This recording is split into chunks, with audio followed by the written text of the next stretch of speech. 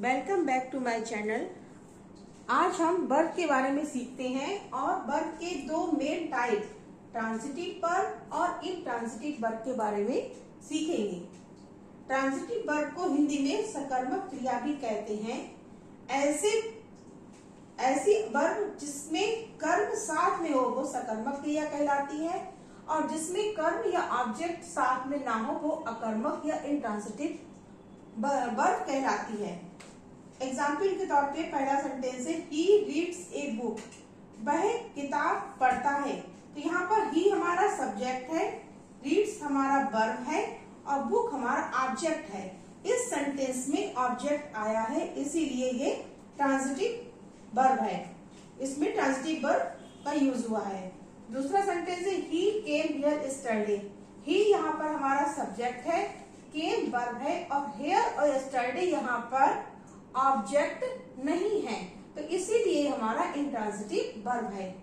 The child सा ए bird, the child हमारा subject है, सा हमारा वर्ब है और ए हमारा ऑब्जेक्ट है। ऑब्जेक्ट आने की वजह से यहाँ पर भी ये ट्रांजिटिव वर्ब है। द बेबी हमारा सब्जेक्ट है, क्राइड वर्ब है। यहाँ पर केवल सब्जेक्ट और वर्ब है और ऑब्जेक्ट नहीं है।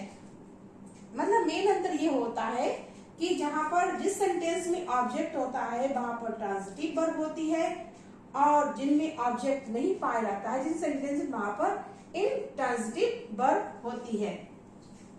ही यहाँ पर सब्जेक्ट है, एट हमारा वर्ब है और एप्रिल भी हमारा ऑब्जेक्ट है।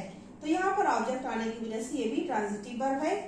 द सन यहाँ पर सब्जेक्ट है, राइजेस हमारा वर्ब है, इन द वर्ब ये हमारा ऑब्जेक्ट नहीं है तो यहाँ पर भी हमारी इंट्रांजिटिव वर्ब है। काउ सब्जेक्ट है, गिव्स वर्ब है और अस जो है वो ऑब्जेक्ट है।